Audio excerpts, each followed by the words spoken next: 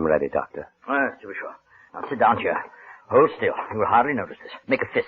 Like tight. This? That's it. Maybe feel a little dizzy for a minute afterward, but in an hour you'll be as right as rain. Now still. Yeah. Not bad, was it? Lie back. That's right. Good old John. Give Lord, what a publicity story this will make. Playwright at actor's bedside gives blood to save famous star's life.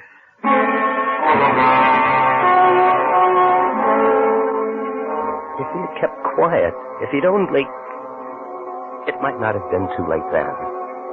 But then I knew that I would never tell the doctor. I would never tell anyone. I would only wait and see. The revulsion, the contempt, the hatred that had been caged up in me for that smiling, posturing ape on the couch leaped now, clawing at the bars, howling for revenge. Going all right, Scales? Yes. Yes, perfectly. Thank you, Doctor.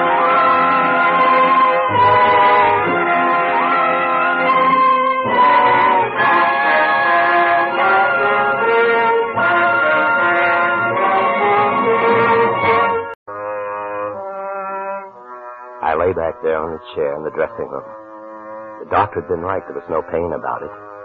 I could feel little tinglings as the blood said goodbye to my body on the way to inhabiting the much bluer veins of a distinguished actor. No, I felt nothing. Only a gentle warmth after a while and a lovely serenity.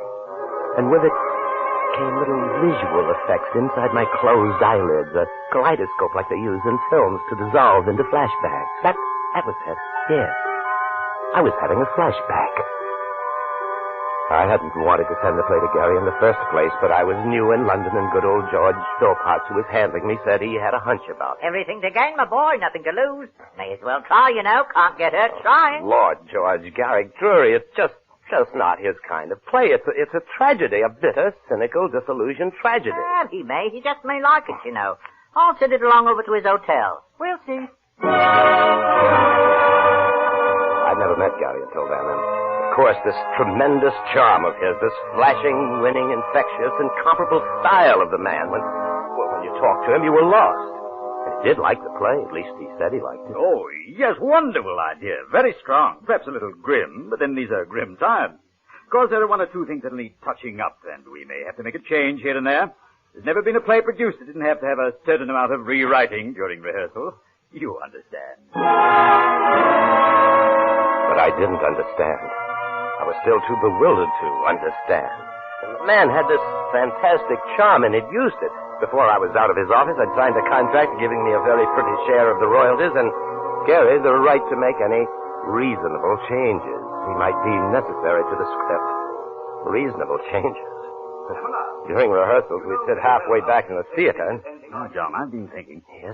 The cocktail scene in the first act bothers me. It seems out of character. What do you mean? Keith wouldn't have acted that way. He'd have been shocked and hurt and angry at the change in his fiancée. He'd have denounced her and left the party. Wonderful scene, one. And then at the very end, Keith rolls up his uniform tunic with all the decorations on it and lays it under his head for a pillow and lies down on the bench. Oh, a wonderful curtain line. He says, I rest upon my laurels. Wonderful. Can you write it, boy? You're not serious. Of course I'm serious.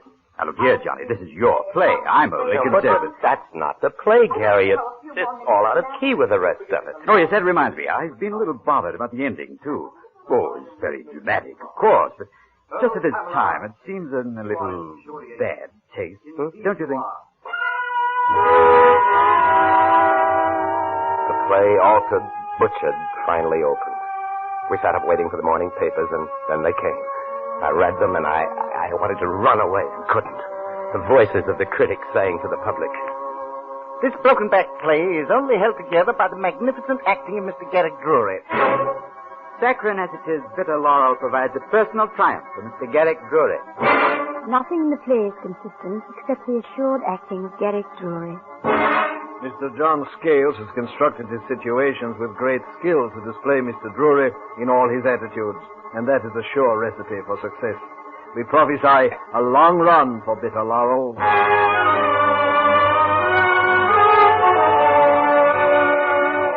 And run it did. There was no stopping it. I caught myself wishing Garrick Drury would die or lose his looks or his voice or his popularity so that the whole thing could be buried and forgotten. Well, now, perhaps he was going to die. I watched the blood from my veins fill up the container. I thought of the blurred rose on the plate that might have got turned around. I heard Walter still complaining about something. I listened to the doctor. Blood won't do it at all, Walter. Lucky for Mr. Drury that Mr. Scales is around. Good man to have around. Universal donor. Blood mixes with all types. But was it my blood or Walter's that mixed with all types? I didn't know. I couldn't be sure. Yet somehow I was sure that the plate had been turned around, and that would mean that if the doctor used my blood for a transfusion, what was it he said? It would be like giving Gary prussic acid. It would be murder. No one would ever know. The doctor might guess, but he would never dare speak. It would be put down to his own negligence. He came over to me and looked at the level in the container and nodded his head approvingly and turned to Gary again. I felt myself pulsing and drifting like a man dozing in a snowdrift. Flower for your lapel, sir. Flower for your lapel. Good evening, Florrie. Oh, good evening, Mr. Drury. Looks like rain, don't it? It does indeed. But then we can't complain. Well, John, you must let me run. Here, sir. Take a flower. Thank you, Florrie. The show must go on, you know. Bless you. Oh, good evening, Mr. Scales. Flora, they have a carnation. Yes, sir. 2 shillings, sir. Mm-hmm. Here you are. Send it on for you. Oh, thank you. It's wonderful about your play, Mr. Scales. It's been a wonderful run. But then Mr. Drury does know how to fix them. Yes. It looks as if it might run forever, doesn't it? No matter what he's in, they all come to see him. Not that yours isn't a wonderful play. Mr. Drury gave me a ticket for the second night. Oh, He's always so thoughtful. what'd you think of it? I thought it was lovely. I cried ever so when Mr. Drury came back with only one arm and found his fiancée with that other fellow at the cocktail party. Exactly. I will rest on my laurels. That was a beautiful curtain line you gave him there, Mr. Scales, and the way you put it over. Yes, there's no one like Drury to put over that kind of line. Good evening, Flora. Oh, good evening, Mr. Scales. Bitter Laurel. Oh, good Lord, Molly, Sheridan, hello. It's good to see you. It's been months. Look who's here. New York's rising drama. Oh, no, don't. Have you seen it? I sent you tickets. Yes. Kind of you to think of us in your busy life. Yes, we saw the show. Oh, I know. But like a fool, I signed a contract without a controlling clause, and by the time Drury and his producer had finished knocking the script around, there wasn't... John, it's a shame. Now, look, let's forget the play and go have a drink together, shall we? Oh, sorry, Opa. We have to think of our reputations, you know. Good night, John. Come along, Sherry. John. Well, John, it was a good play. How under any circumstances could you have let them do this to it? Come along, Sherry. Good night, John. yes. Good night, John. Good night. Fine. Almost full court. That ought to do it.